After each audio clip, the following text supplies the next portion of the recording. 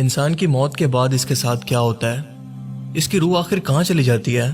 یہ ایک ایسا سوال ہے جس کا جواب آج تک کسی مردے نے دنیا میں آ کر کسی انسان کو نہیں دیا، مگر انسان ہمیشہ اس کا جواب جاننے کے لیے بے قرار رہتا ہے،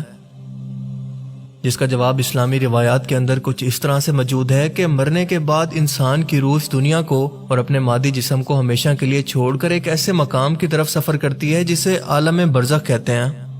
لفظ برزخ کا مطلب ہے پردہ، یعنی دنیا اور آخرت دونوں سے پردے کی یا ان سے الگ اور چھپی ہوئی ایک الگ نئی دنیا۔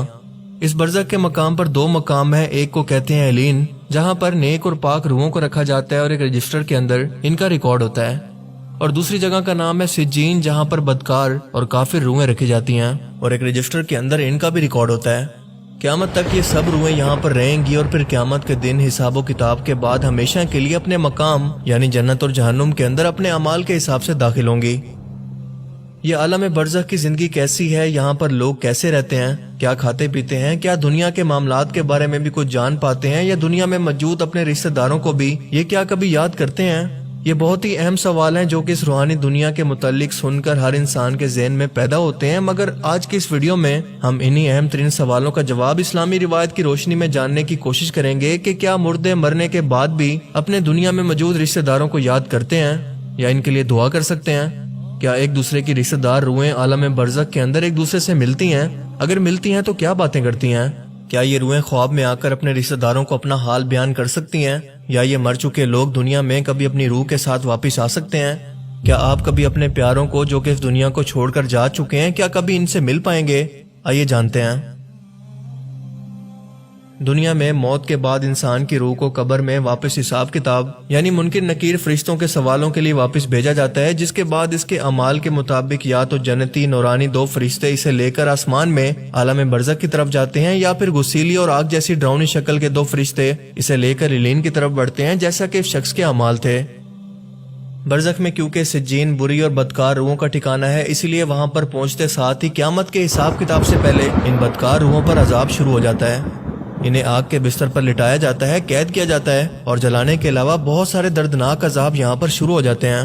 اس کے ساتھ ساتھ اس جہنمی روح کو ایک کھڑکی سے اپنا جہنمی مقام جہاں پر اس نے ہمیشہ رہنا ہے وہ بھی دکھایا جاتا ہے کہ تم یہاں پر ہمیشہ رہنے والی ہو، جبکہ علین میں موجود نیک روحوں پر کوئی پابندی نہیں ہوتی، وہ بالکل ایک باغ کی طرح خوبصورت جنت جیسی جگہ پر ایک دوسرے کے ساتھ موجود ہوتی ہیں، ایک دوسرے سے ملتی ہیں۔ اگر ان کا کوئی رشتہ دار دنیا کے اندر مر کر علین کے اندر نہیں پہنچتا تو یہ ایک دوسرے کو پہچان کر آپس میں خوش ہو کر ملتی ہیں، مگر شرط یہ ہے کہ ایک دوسرے کی رشتہ دار روحیں مر کر علین میں ہی پہنچی ہوں، نہ کہ سجین میں۔ یہ نیک روحیں ایک دوسرے کو پہچان کر آپس میں خوش ہو کر ملتی ہیں، باتیں کرتی ہیں اور دنیا کے واقعات کو یاد کرتی ہیں جو وقت انہوں نے دنیا میں گزارا، اور ابھی آنے والی روح سے اپنے رشتہ داروں کی خبر بھی لیتی ہیں کہ میرا فلاں رشتہ دار، میرا بیٹا، میری ماں، میرا باپ، میری بہن، میری بیٹی یا دنیا کے اندر موجود میرا کوئی بھی رشتہ دار کس حال میں ہے، کیا وہ زندہ ہے؟ اگر یہ ابھی آنے والی روح یہ کہے کہ تمہارا باپ، بیٹا، بہن یا بیٹی تو کئی سالوں سے مر چکی ہے، مگر یہ لوگ یہاں پر علین کے اندر نہیں پہنچے، تو یہ نیک روح سمجھ جاتی ہے کہ یقیناً ان کو سجین کے اندر بھیجا گیا ہوگا۔ یعنی اگر آپ کے ماں باپ یا کوئی بھی اور قریبی رشتہ دار فوت ہو چکا ہے تو آپ کے دنیا کے اعمال آپ کے اس رشتہ دار کو بتائے جاتے ہیں، مگر اس وقت تک کہ جب تک اس بتانے والے شخص کو خود دنیا میں موت آ گئی،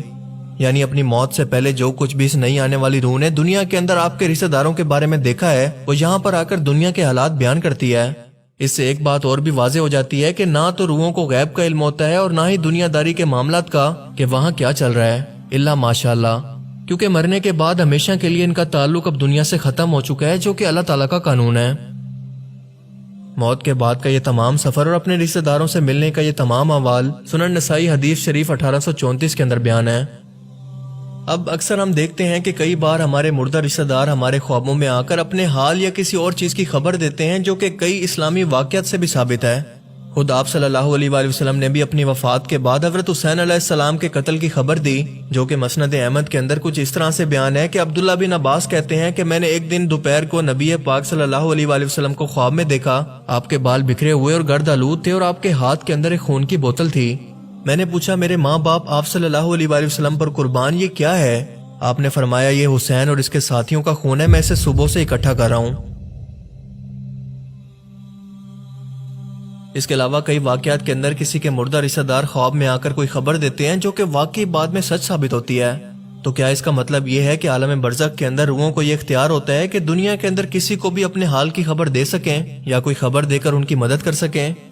نہیں، ایسا بالکل نہیں ہے، بلکہ سچ تو یہ ہے کہ یہ ٹینشن کی حالتیں ہو سکتی ہیں، کیونکہ ایک تو یہ کہ اکثر لوگ صدمے کی وجہ سے کسی اپنے پیارے کی موت کو دل سے نہیں بھول پا رہے ہوتے، تبھی ان کے دماغ میں ان کی یاد ہر وقت رہنے کی وجہ سے انہیں خواب کے اندر دیکھتے ہیں جنہیں دماغ خود سے بناتا ہے، اور یہ آپ کا صرف دماغی تصور ہوا کرتے ہیں، نہ کہ حقیقت۔ دوسری حالت میں شیطان آپ کے رشتہ داروں کی شکل میں آ کر آپ کو گمراہ کرنے کی کوشش کر سکتا ہے، کیونکہ اللہ نے اسے یہ اختیار دیا ہے کہ وہ نبی پاک صلی اللہ علیہ وآلہ وسلم کے چہرہ مبارک کو چھوڑ کر دنیا کے کسی بھی انسان کی شکل میں آپ کے خواب کے اندر آ سکتا ہے۔ اور تیسری صورت وہ ہوتی ہے جب اللہ اپنی مرضی سے آپ کو کوئی خبر دینا چاہے۔ یہ اس روحوں کے بس میں بھی نہیں ہوتا، بس وہ اتنا ہی بتا سکتی ہیں جتنا انہیں اختیار دیا گیا، نہ اس سے کم نہ زیادہ۔